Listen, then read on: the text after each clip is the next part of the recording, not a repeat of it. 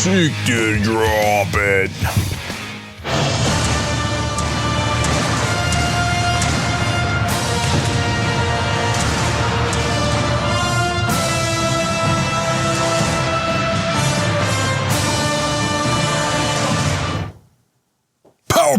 Power panel. Okay, Jake Uger, Francesca Fiorentini, and Jordan. We're taking a deep dive, everybody. Everybody's going diving, okay? So you guys know that Jordan's on Twitch directly following the bonus episode on Tuesdays and Thursdays. You know that. You guys take a deep dive every night. Well, on Tuesdays and Thursday nights. I don't know what you're doing on other nights. And Fran is just all over. What's up? I mean, Habituation Room, 8 o'clock Eastern on Sundays. That's on Twitch and YouTube. You guys know that. And do we do Fantastic Mondays on Damage Report? We do. Okay. And yeah. So we're gonna have a fun slash, of course, disastrous-filled news hour right now, because what else is in the news? Good news? Come on, don't be ridiculous. So good to have you guys. Fran, take it away. Oh yeah, I got the sad hour. Just fair warning to all the members out there. The death toll from the bombings outside of the Kabul airport in Afghanistan carried out by the group ISIS-K during the US evacuation process from that country has risen to 170 people with at least 200 wounded. That does not include the 13 US service members who were killed and 15 US service members who were also wounded. But a few more updates on that. On Friday, the US military revised its account of what happened at the airport a day earlier, with Major General William Taylor of the Joint Staff saying, "We do not believe that there was a second explosion or near the Barron Hotel, that it was one suicide bomber." But many witnesses reported hearing 2 blasts. The general also said that the evacuation process is continuing. So some 111,000 people, American citizens, Afghan allies, and foreign nationals have been evacuated from the country since Kabul fell to the Taliban this month. And of course, we had words from President Biden, who is also undeterred in continuing to withdraw US troops from Afghanistan, but then had these very nostalgic words to say for the purveyors of that attack. Take a look. We will not forgive. We will not forget. We will hunt you down and make you pay. I've also ordered my commanders to develop operational plans to strike ISIS-K assets, leadership, and facilities. We will respond with force and precision at our time, at the place we choose, in a moment of our choosing. So there you have it. President Joe Biden saying, "We will hunt you down," and essentially making plans to effectively go back into Afghanistan, although maybe not as much as some would like. But I just wanted to get Cenk and Jordan, your reactions to those words and to what's been happening. All right, we got serious commentary, of course. It's a very serious issue, but I'm gonna lighten it up for 1 second by saying every time they say ISIS-K, I think Special K. So I don't know, they gotta do something about their name. It doesn't sound very menacing. This is the new ISIS Flakes. Okay.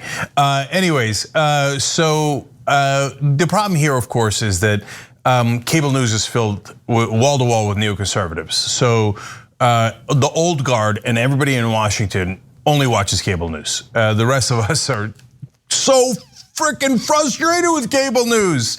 And the main thing we do is criticize it. But in Washington, they're still demigods. And so when they see all the government officials and all the generals and all the defense contractors all over cable news shaking their finger at Joe Biden, "This is the worst day of your presidency. We need more blood and war." That's why he comes out and says things like this. Is he really gonna go back in? I hope not. Will they do special forces, drone strikes? Of course they will. Will they hit the right people? Sometimes. Will they hit the wrong people? Definitely, right? And so that disaster will continue usually through drone strikes. Jordan. I mean, and on that point, if you even dare mention that we kill innocent civilians with drone strikes, they'll lock you up. Look at Daniel Hale needs freed just for speaking truth to that issue. So I also want to thank Fran for even centering people who were killed that are Afghans. Like, that's something you aren't seeing represented in media across the country. We had 13 Americans die and then a number of Afghans. Even like purportedly more liberal outlets like BuzzFeed were just treating them as an afterthought. So it's important to center Afghan voices in this process. I mean, no other network that I could think of has done more to that effort than TYT. Arash Azizada of Afghans for a Better Tomorrow has been on 3 different shows on the network in the past week and a half, because TYT and I think the progressive independent media at large understands we should not be listening to the people who got us into this mess in the first place. We need to listen to people who are adversely impacted by our foreign policy and then move forward with a robust reconciliation and aid package to Afghans. Absolutely. But as Cenk mentioned, of course, neocons are back at it. We thought they were gone, but the zombie movie just continues. It's just like hand through soil. Here they come. And lawmakers from the far right and also from former Democratic administrations are speaking out and saying that apparently we will not forget or forgive and we're going to hunt you down. The words of Joe Biden are not strong enough. So here is what Mark Green had to say, Representative Green, I believe, on CNN. Straw man for the Taliban, but what do you think the U.S. response to this immediately should be? I think the President of the United States should come out and say all bets are off.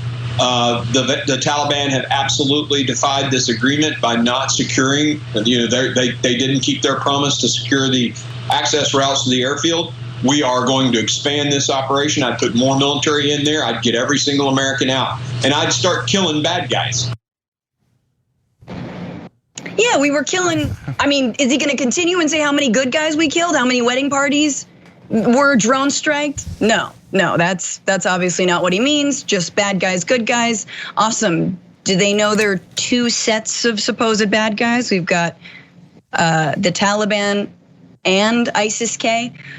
But of course, I just want to read a couple more things. This is down the line from Republican lawmakers. GOP Senator Ben Sasse of Nebraska released a statement urging Biden to reverse course, fight for our people, insisting, quote, weakness will accelerate bloodshed, while pushing the administration to rip up the August 31st deadline, expand the perimeter beyond Kabul.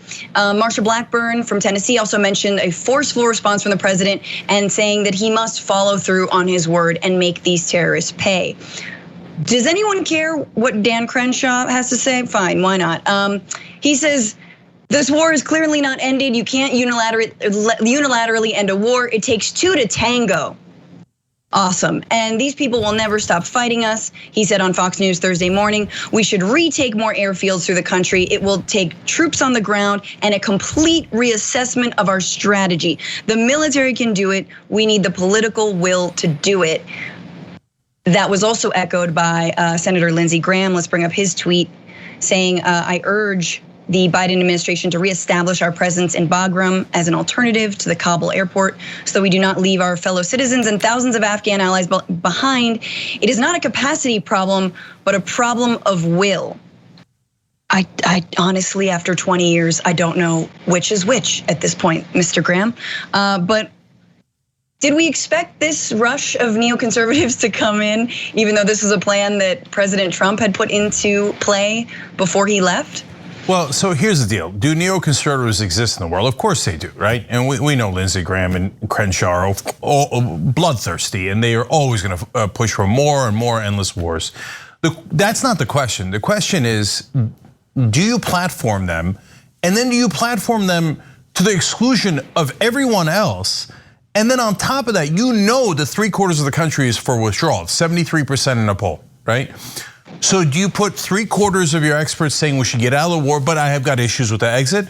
Or do you do what cable news has done and make 99% of your experts pro-war, neoconservative war hawks? So the cable news has done something ironic here. It has united the left wing and the right wing in a nearly miraculous fashion. And here comes the extra miracle layered on top. Even some neoliberals who are Biden fans going, well, this is absurd. This is just wall-to-wall propaganda for more war. Thank you for finally waking up and realizing that's all that cable news does. I mean, look at that horse crap they peddled. By the way, every time these guys come on, these war hawks, they're never challenged, never. I'm gonna get back into that in a second, but I just wanted to draw attention to two of the quotes that you heard. First guy said, we gotta go in and kill more bad guys. And what a purposely dumb thing to say. Like, okay, yeah, but who? Who are the bad guys? How do we kill them? And if it was that easy, why didn't we do it over the last 20 years? Well, why? Like Fran was referring to, were we accidentally killing good guys? Yes. So is that your confession, right? Or were you not sure? Good guys or bad guys? Who do we kill? Just you simpletons. And then there's no reporters on television. And then they sit there and go, oh, okay, good analysis by our expert. We should kill more bad guys. Instead of, if you're like anyone who's 10% reporter would then turn around to the guy and say, excuse me, but what do you mean by killing more bad guys? What a dumb thing to say. Anyway, and then Crenshaw, he says, these people will never stop fighting us. I love that irony. He says we should never stop fighting them. And then he says, they will never stop fighting us. No, you schmuck, you're making the argument that we should never stop fighting them. And it's like the oldest, and by the way, bigoted, Islamophobic, you name it, talking point there is. All these people understand as violence. It's the same reason Israel's been doing occupation for decade after decade. Palestinians, Muslims, all they understand is violence. That's why we have to commit violence upon them endlessly. I'm so sick of it. By the way, I have a different idea. I'll just run it by you guys real quick. How about we get out of the way and let the Taliban and ISIS-K fight one another? Oh, then that way the bad guys kill each other instead of us standing in the middle and taking all the bullets. But don't say it on TV. Don't say it on TV. Logic, facts, and reason not allowed on cable news. Yeah. I also want to point out that Leon Panetta it's never mentioned when he's introduced or providing analysis that he's a defense contractor. The Intercept has done a great job following the former defense intelligence officials who've been making the rounds on cable news to call for a further engagement in Afghanistan or in the Middle East at large without disclosing their ties to the military-industrial complex. Beacon Global Strategies is where Leon Panetta is a senior advisor. That's a defense contractor. But that rhetoric you're seeing, that language you're seeing, kill the bad guys. And also there was a tweet that went around yesterday from conservative commentator Todd Starnes that said, for every one American killed, we need to destroy an entire Afghan village. That kind of mindset is genocidal and rooted in a jingoism that infects our foreign policy, where we see people around the world as inferior and subhuman, where their lives, if they die even to an existential amount more than Americans, is just totally dismissed. They're never given the same sort of dignity or respect that Americans are. And it also implies, like, we got to kill the bad guys, that our cause is always noble and just. And now we're talking about an invasion. Think about that. Think about how little that makes sense. So to push back on that rhetoric is important, but you're never going to see that on CNN. And in many cases, not even on MSNBC. Yeah, I just wanted to jump in and say, I think a lot of us have imagined that the neoconservative sort of war hawk mindset was kind of like, on the back burner a little bit, considering that Trump was one of the only Republican candidates in 2016 to actually speak against the Iraq and Afghanistan wars, right? And that seemed to be gaining traction. And you got to realize that America first and that jingoism is not about not intervening. It's about when you intervene, just bludgeoning. It's about more bombs, more strikes. We know that Trump upped the number of drone strikes in Afghanistan and Pakistan. And so it is not this. What they don't have is the idea that we should nation build, right? Like that's sort of a neoliberal line. That's sort of a benevolent, global cop line of the Clintons. Like, let's go spread democracy. Republicans don't have any interest in democracy. I think both are interventionist and both are wrong. But it is interesting to remember that at their heart, they're like, oh, no, war good, more war, just more dead people. But you mentioned Leon Panetta, Jordan, and I want to go to him. Obviously, he's not disclosing his weapons manufacturers' ties here and his lobbyist ties to the weapons industry, but he has been making the rounds. Here he is on Meet the Press. This is former CIA Director Leon Panetta. We can't just say to hell with Afghanistan at this point, because the fact is the president yesterday said we have to go after ISIS. We have to go after those who are involved in this attack. That's going to require counterterrorism operations to go after them. The same thing's going to be true with al-Qaeda. I think the likelihood is that al-Qaeda will reestablish itself with the Taliban. And we're going to have to go after al-Qaeda. So the work in Afghanistan is not finished. We are going to have to find ways to go after terrorists wherever they are. You go, Leon. You go. Can we talk? Can we just say this? You and Dan and like Martha Blackburn. You guys can all go. If you want to go in Afghanistan, you volunteer. You be in the front lines. But thoughts on this? I mean, this is, again, it's like we can never get out of the wars, the so-called forever wars. Leon Panetta earlier is saying, that's the thing with the war on terror. We can never end it. Essentially, we can never end it. Really misunderstanding how and why the war on terror even began, right? That it is because of interventionist strategies around the world that has destabilized countries, that has led to more extremism. It's because of the murdering of the moderates, of not negotiating with the Taliban when we had a chance to, that we have been in this situation that led to things like the creation of ISIS in the first place, and now spin-off letters of ISIS. Yeah, so Leon Panetta is an excellent example of what cable news does wrong, and he was all over television. So the guy was former CIA director, former defense secretary, by the way, under Obama. And Obama continued this disastrous war for 8 years. And apparently we didn't do any government building. We didn't build a military of Afghanistan at all. It was under Obama as well as under Bush and under Trump. Everything we did in Afghanistan was a complete and utter failure that fell apart in 11 days. So the correct question to Leon Panetta is, can you account for your failures? And I'm not saying this hyperbolically or rhetorically or like a gotcha. No, it's a real question. For all that time when you were the CIA director, the intelligence you gave to the American, to the president and to the American people was that we were doing great in Afghanistan. We just need to stay a little longer, just stay a little longer. And we were doing terrific, and everything was going to be fine. And then when you were defense secretary, you wanted to stay longer and longer and longer and longer. And what did we get for it? Nothing but wasted lives, wasted money, dead civilians.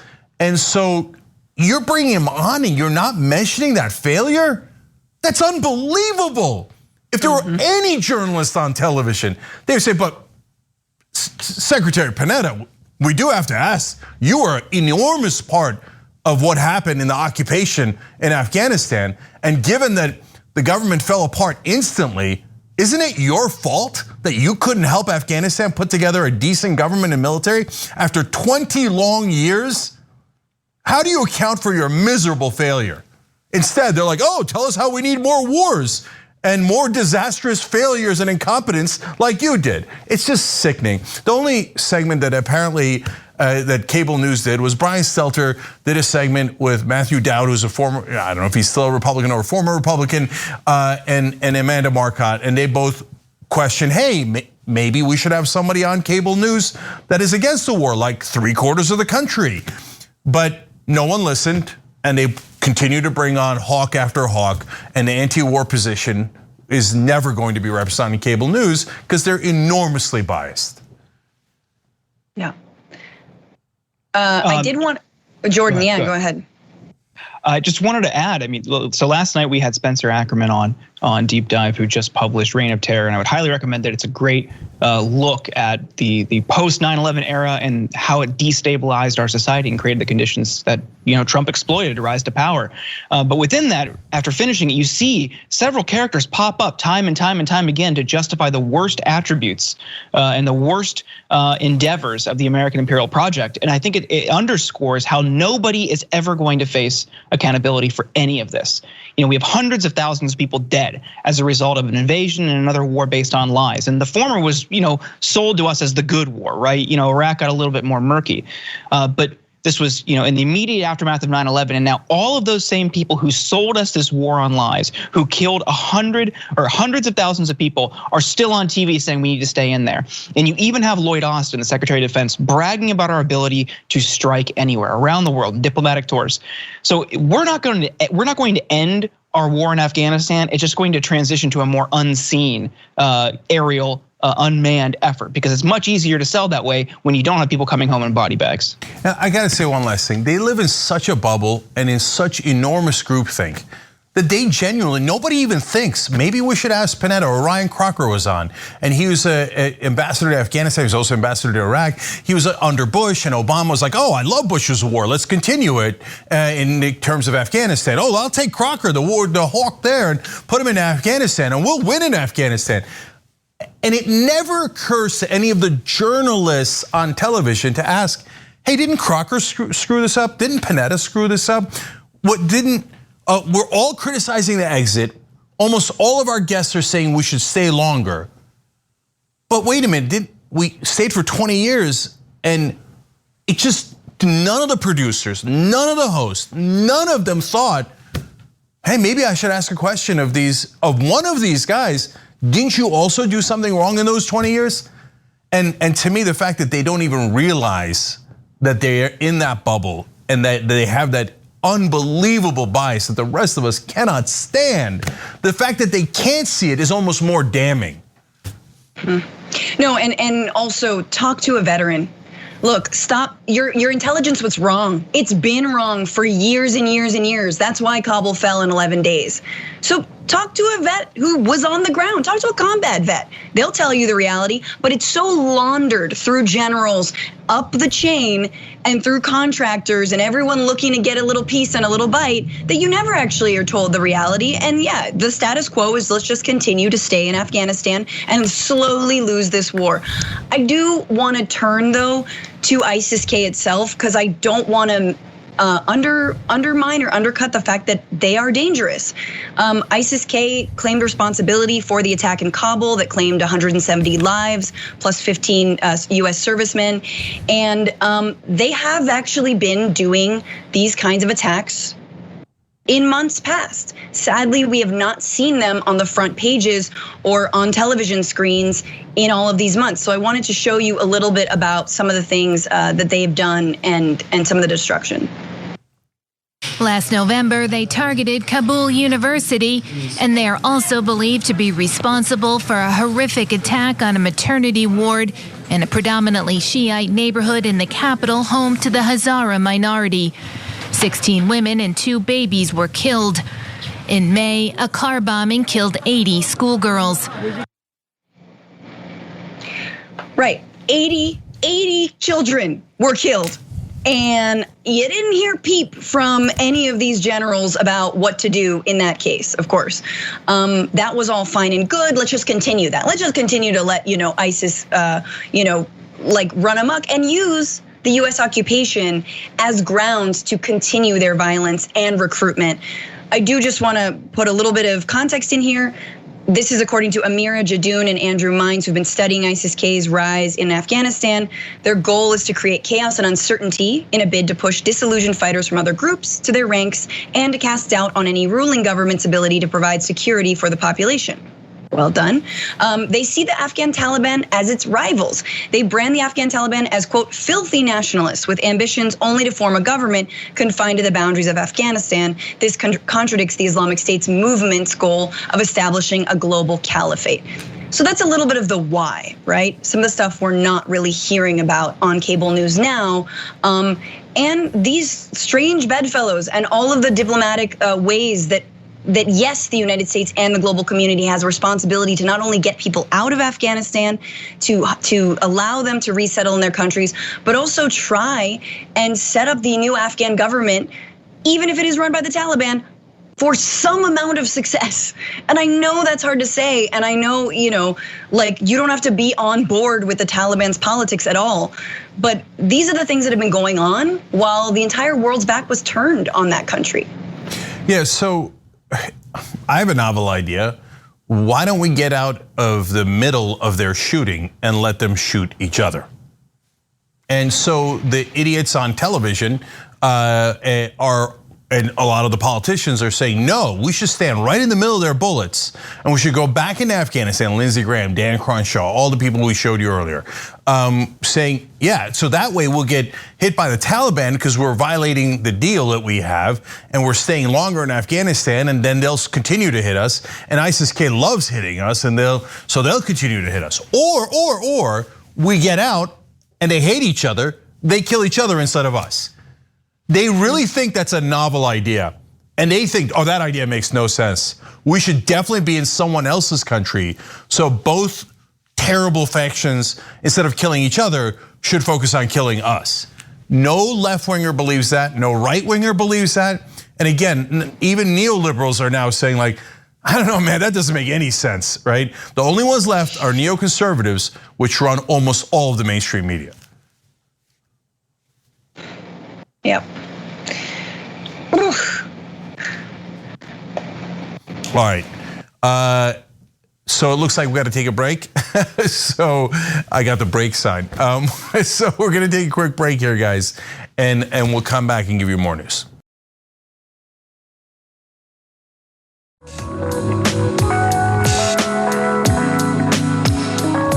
All right, back on TYT, Cenk, Francesca, and Jordan with you guys. Let's take another deep dive into another topic. Go ahead, Fran.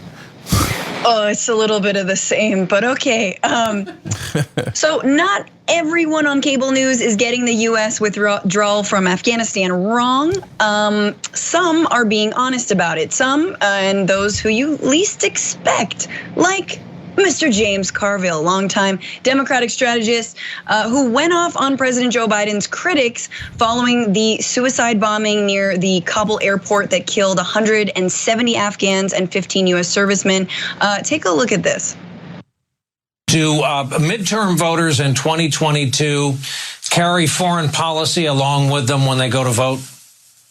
Well, first of all, there's no elegant way to lose a war. We lost this war 15 years ago. All Joe Biden was doing is telling us what time it is. And the hysterical and stupid coverage of the mainstream press, it's been awful. Just read New York Magazine, Josh Marshall on Talking Points. What's hurting Biden's approval now more than anything is this virus has just come back when people thought that it was not. But it's kind of hard to know. And Admiral Mullen, who's one of the most courageous people in uniform, who said, look, I was just wrong about this in 2011. Only one of the few people in this whole establishment that recognized the fact that this was a lost war and Biden to do anything but tell us the truth. So there you have it. Actually, some introspection, especially coming from the Democratic side, about how this war had been lost 15 years ago is what Carville said. He's risking throwing his own party under the bus, the Democrats, Obama under the bus, and he's doing it. He's being honest, and he's saying what generals have said for many, many, many years now, which is that there is no elegant way to lose this war. We are losing this war, and sad and awful that this attack happened, but this is kind of how it goes, right? And the last thing we need to do is lose more lives in a bad and foregone war. Yeah, I love the comment there where he said, Joe Biden's just telling us what time it is. That's true, and it's a good way of framing it. Look, I often disagree with Carville because he's very establishment in his politics and not a big fan of progressives and primaries, that's for sure. But the good part of Carville is he does his own version of truth telling. It's his truth, right? And sometimes it is true and sometimes it isn't, but at least he's not afraid to say it. And so in this case, he's right. He agrees with 3/4 of the country. And how long were we going to go? Would the 21st year have made any difference? And I love that he was a rare guest on cable news that called out how terrible mainstream media was. And it's deeply ironic coming from an establishment figure like Carville. But we're doing a story on it because it almost never happens. The last time it happened was what he referenced, Admiral Mullen, and we did a story on that. So that's how rare an anti-war voice is on cable news. It's wall-to-wall, pro-war forever and ever and ever. And again, they've ironically united the left wing and the right wing, and some neoliberals like James Carville, who are saying, enough, man, how much are you guys going to drive this agenda? It's so obvious that you don't care about any of the rest of us and what we think. I think this is more of a blind squirrel finding a nut. You know, Carville is a total team player. He works for Democrats, he works for super PACs. As Cenk just referenced, he loses his mind during primaries if anyone tries to run on a progressive platform. I mean, remember, this is somebody who thought Michael Bennet would be a good candidate for the Democratic nomination. So this is where he's at. But he's not reaching this from a point of moral conviction. It's just he has to defend Biden because that's what he does professionally. That's it. He's not reaching it like Fran or Cenk or I am. We find this to be bad. But polling reflects that the majority of Americans do not want us to be there and support the withdrawal. Even with this catastrophic fallout, people still support it. There was a widely panned Morning Consult poll that framed the question of leaving around, would you still support the withdrawal even if you knew it meant Al-Qaeda would gain a foothold and you could see another terrorist attack? And still, a majority of respondents supported the withdrawal. I would be surprised if James Carville supported de-escalating tensions with countries in the East, avoiding a new Cold War and encouraging diplomacy with countries like China and Russia, which I don't suspect he'll do, because that seems to be the next step for the military-industrial complex. If James Carville did that, I would be surprised. I totally agree that it's so a little refreshing. It's always annoying when you've got knee-jerk defense of the president because it's team blue, blah. But like, at least Carville's consistent, unlike so many others in the media right now, and so many other like former generals or former CIA, Leon Panetta, or Republicans who up until Biden was in office were all for pulling out of Afghanistan because it was Trump's plan. It's like, no, Carville's just, he's got the line and he's sticking with the line. And he happens to be right. And Jordan's right that it's like has nothing to do with his care or concern for the Afghan people whatsoever. It's just, we lost. Yeah, and Biden's telling us kind of, I can't say like it is because that's a Trumpism, but he's being honest. Thank you for being honest. Yeah, a couple of last things here. First, I mean, look at this. As I've said throughout the week, we're defending Biden on this decision. And we were dead set against Biden in the primaries. And we're also dead set against him on all the things that he's wrong about. $15 minimum wage, which he doesn't actually want, caving into Republicans on domestic issues, we can go on and on. But for God's sake, it's not that hard to be honest. It's not that hard to be fair and objective and actually care about the facts. And that's why us being the exception proves the rule. It's like, it's so stark. They clearly have an agenda on television, and the agenda is war. It's so obvious. All right, so, and part of that is they say, the polling numbers have now turned on Biden. Yeah, it might have to do with the fact that everyone in the media has turned on Biden because he's withdrawing from a war. So you got a chicken and egg situation where you're like, oh golly gee, I wonder why his poll numbers are plummeting after we're all attacking him mercilessly for doing the right thing for once. And then finally, who's attacked us more at home? The Taliban in the last decade or right-wing domestic terrorists?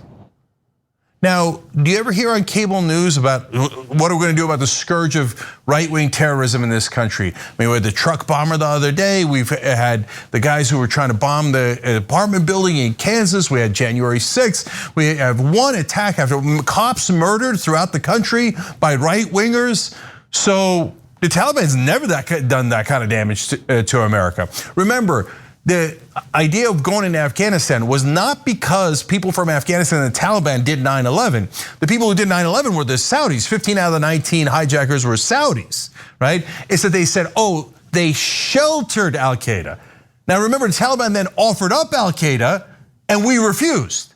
The Taliban then offered us surrender, and that's not a progressive site saying it. That's the New York Times in a recent story. They offered to surrender and we refused. So the Taliban, how many times have they attacked us versus the right-wing terrorists in this country? But you never hear that framing on cable news because, oh my God, we might lose advertisers because they want to sell products to the right wing. We might lose ratings. And if we don't do more war, Boeing might pull its advertising for Meet the Press, etc. So understand, the right wing sometimes, their media just makes up lies. The mainstream media is more sophisticated. It's all in the framing. What do they show you and what do they not show you? And that's where the trick is. Absolutely. I think we have to break, Cenk. Another break. Okay, so we got more passion and truth to the best of our abilities when we return.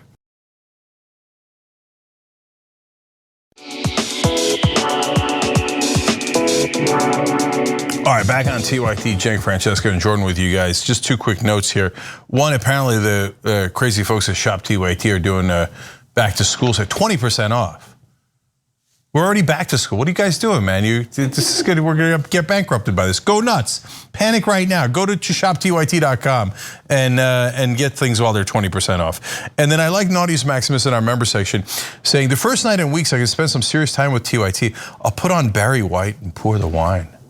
Wow, that is Naughtiest Maximus, isn't it? Okay, I don't know how I feel about that. No, I do. It's awesome. Go for it. All right, Fran. All right, let's get through this story. Voting is underway in California over whether to recall Democratic Governor Gavin Newsom, an election that's costing taxpayers $215 million, even though, that's right, there's another gubernatorial election next year. But this is not just whether Californians want to recall the governor, it is whether they and who they want to replace him with should they vote to recall him. So there are 46 candidates on the ballot. Newsom's name is not on that second portion of the ballot, meaning whichever candidate gets the most votes could replace Newsom, even if that candidate gets far fewer votes than the number of people who voted to keep him. Does that sound undemocratic? It is. And let's look at the graph of how close it is currently.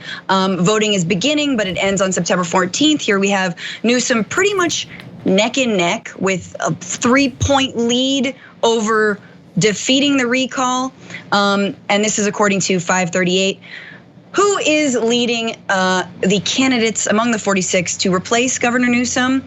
That would be Mr. Larry Elder, a conservative radio host who doesn't believe in a minimum wage or climate change. And he's leading by 13%, or 13 points, excuse me, with I think about 21% of the vote for the recall.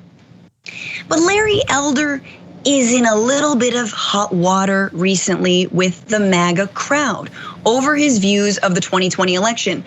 This was him just a couple weeks ago on August 9th about whether he thinks the election in 2020 was stolen from Donald Trump or not. Take a look. Do you believe Joe Biden won the 2020 election freely and fairly? I do believe that Joe Biden won the election fairly and squarely. Okay. Cool, that makes sense in reality, but in unreality, where MAGA folks live, that is a big faux pas. And a lot of folks who are energized about the CA recall are Republicans who are supportive of Donald Trump. So let's take a look at Jenna Ellis's tweet, who writes, Larry Elder, oh wait, sorry, wait. Do not do what I just said. Okay, so that was Larry Elder, we just saw him August 9th. Here he is on August 14th, on a morning AM show called Morning Answer, and this is him asking for forgiveness for what he just said a week earlier. Clarify here so people know from your own mouth what was said and what you think about the 2020 election.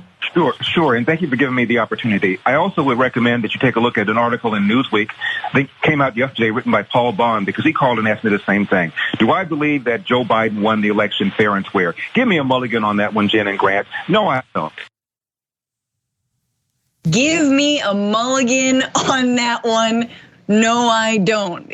How quickly they turn when they see that folks like Jenna Ellis, let's bring up this tweet, are getting pretty mad. Larry Elder attempts a mulligan on the Biden fair and square comment and still goes into the sand trap.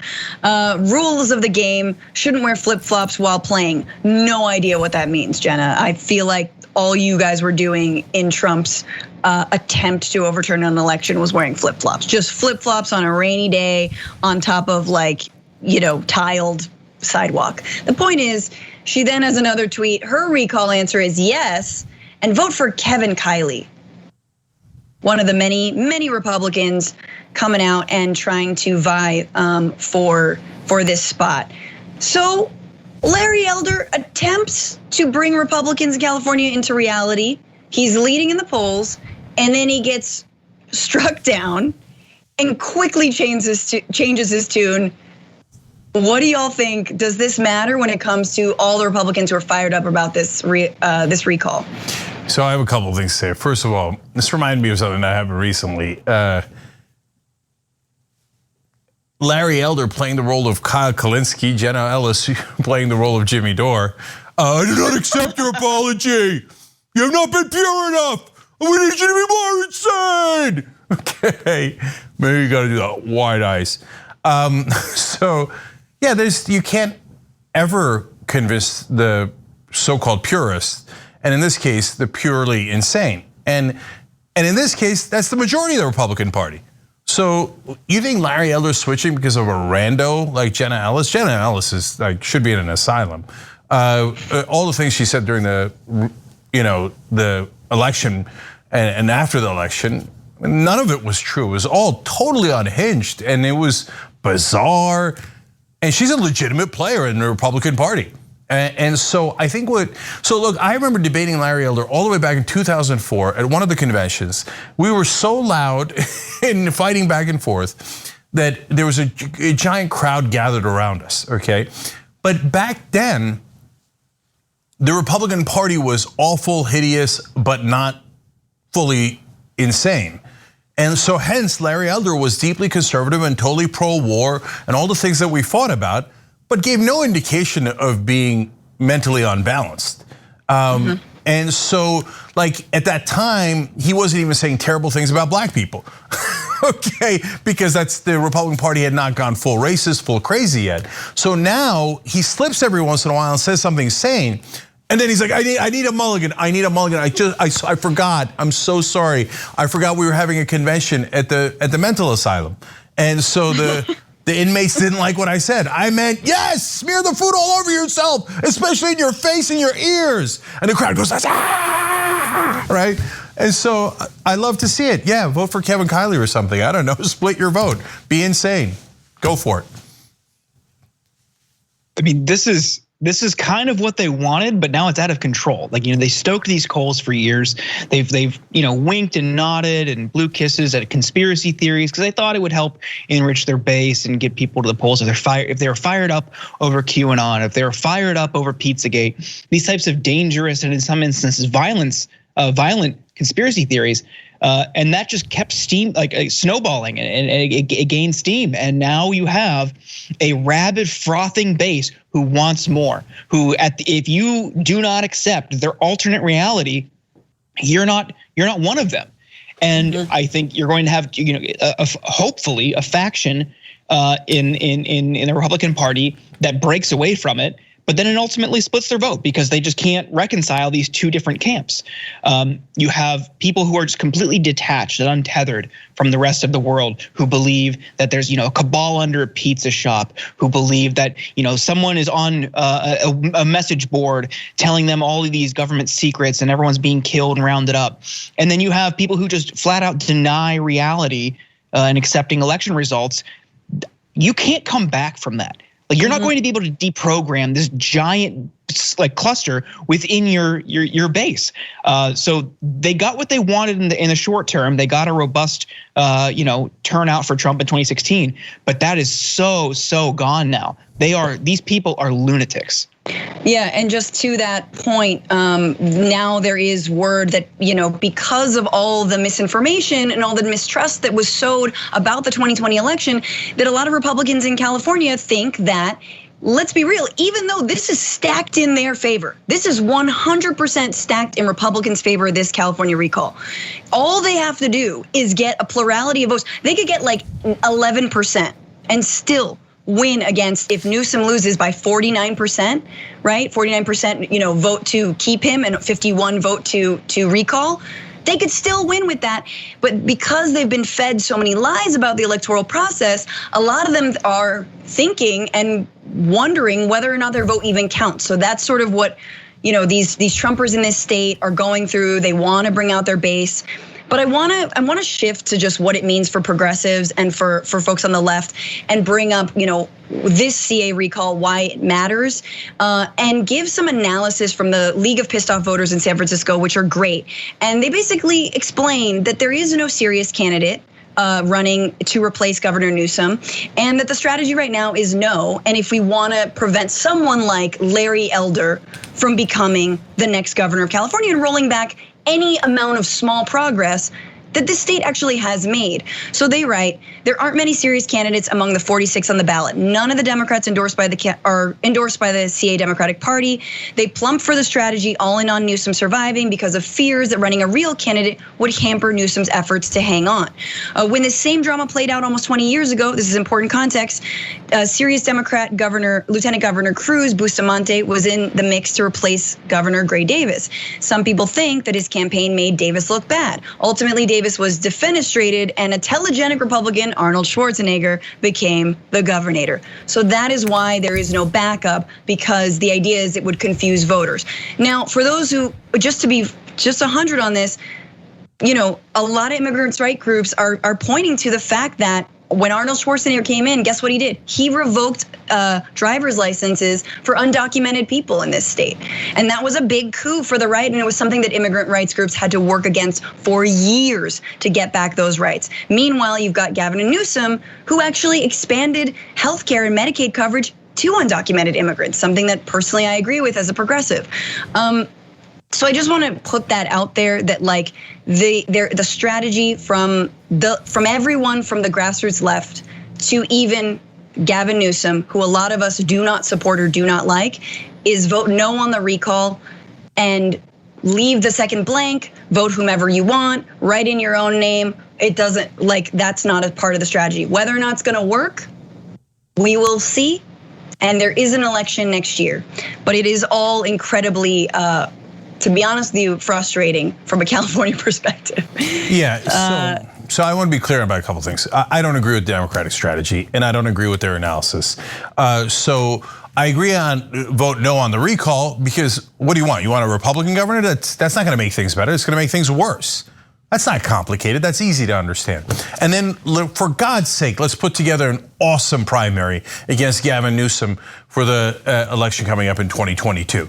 And when the Democratic Party, by the way, in California, which I guarantee you they will say, oh, how dare you? There should be no Democratic challenge to the awesome Gavin Newsom, who's on the verge of losing a recall against a rando number 1, right, who just absolutely sucks at his job and is totally a neoliberal that serves his corporate donors.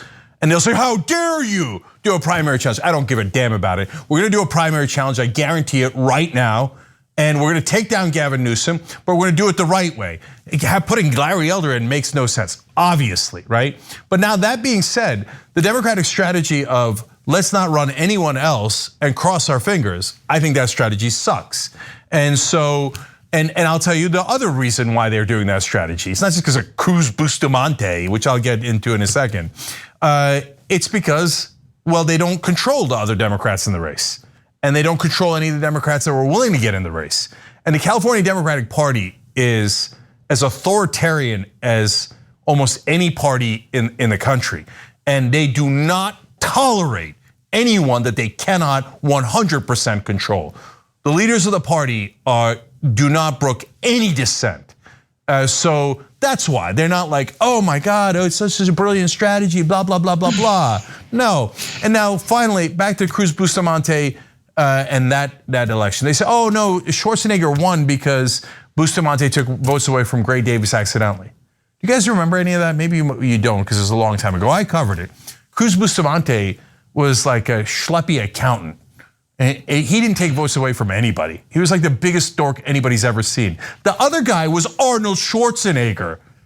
He won because he was a celebrity. Everybody knows that. Not because of Cruz Bustamante. He got like 3 votes. No, that's absurd. That's not what happened at all. It's revisionist history, because California Democratic leadership will never tolerate a progressive or anyone else that they cannot control 100%. Yeah. Jordan. Yeah, I think listen to Fran and Cenk here.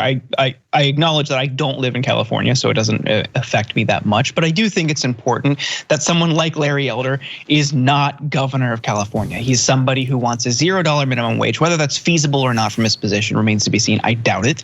But he's opposed the Americans with Disabilities Act. But something he could do is repeal mask mandates and vaccine mandates. So that would have a direct impact, a material impact on voters' lives in California, on everyone in California's lives, and even if they travel around the region, around the country, your life. So that is a very short-term consequence of Larry Elder becoming governor of California.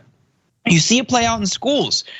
Without mask mandates, kids are getting sick and spreading it. And while they might not die from it at the same rates as older people or people who are immunocompromised, they could bring it home and spread it to their friends and family. We do not want that. Like, this is a matter of public health, and whether you like Newsom or not, and I still don't think Larry Elder should be governor of California. It's really simple. Anyone treating it like a binary, like a no vote means you like Newsom and support everything he does, is reckless. Do not pay attention to anybody who's trying to treat it like that. If you vote no and leave the second issue blank, it's fine.